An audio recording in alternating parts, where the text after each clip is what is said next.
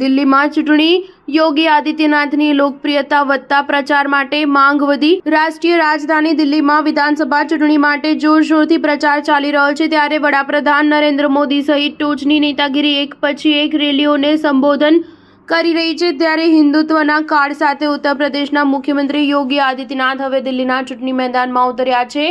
આ સાથે એક ચર્ચાએ જોર પકડ્યું છે કે દિલ્હીમાં ભાજપની ટોચની નેતાગીરી કરતા યોગી આદિત્યનાથની સભાઓમાં ભીડ વધુ જોવા મળે છે। આ સિવાય સીએમ યોગી રેલી કરે ત્યાં જીતની ગેરંટી હોવાનું પણ મનાય છે। ઉત્તર પ્રદેશના મુખ્યમંત્રી યોગી આદિત્યનાથે દિલ્હીમાં પહેલા કિરાડી પછી કરોલબાગ અને જનકપુરીમાં ચૂંટણી સભાને સંબોધન કરતા યમુના મુદ્દે કેજરીવાલ સરકારને ઘેરી હતી। કેજરીવાલ પર હુમલો કરતા યોગીએ સવાલ કર્યો કે શું તમે યમુનામાં તમારા મંત્રીઓ સાથે ડૂબકી લગાવી શકો છો?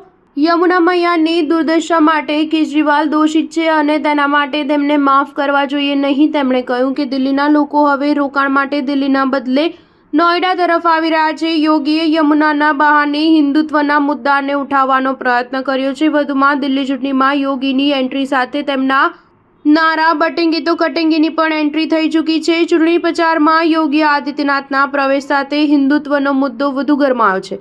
આ સાથે દિલ્હી ભાજપના ઉમેદવારોમાં યોગી આદિત્યનાથની રેલી કે જનસભા કરાવવાની માંગ પણ વધી છે। તેનું એક કારણ યોગીની રેલીઓ અને તેમનો સ્ટ્રાઇક રેટ હોવાનું પણ ચર્ચાઈ રહ્યું છે। પક્ષના આંતરિક સૂત્રો મુજબ દિલ્હીના ઉમેદવારો અને પક્ષની ટોચની નેતાગીરી કરતા યોગીની રેલી કે જનસભા કરાવવાની માંગ કરી રહ્યા છે। ગયા વર્ષે 4 રાજ્યોમાં વિધાનસભા ચૂંટણીમાં યોગી આદિત્યનાથની રેલીઓ અને તેમના સ્ટ્રાઇક રેટ પર નજર કરીએ તો ઉત્તર પ્રદેશના મુખ્યમંત્રીએ ગયા વર્ષે મહારાષ્ટ્રમાં કુલ 12 વિધાનસભા ક્ષેત્રોમાં રેલીઓ કરી હતી, જેમાંથી 11 બેઠકો પર ભાજપનો વિજય થયો હતો, જ્યારે માત્ર 1 બેઠક પર પરાજય થયો હતો। એટલે કે મહારાષ્ટ્રમાં યોગીનો સ્ટ્રાઇક રેટ 92 હતો। જમ્મુ કાશ્મીરમાં યોગી આદિત્યનાથે 4 બેઠકો પર રેલી કરી, એ 4 બેઠકો ભાજપ જીતી ગયો। અહીં તેમનો સ્ટ્રાઇક રેટ 100% રહ્યો। સ્ટાર ન્યૂઝ 7 હંમેશા સચ્ચાઈની સાથે।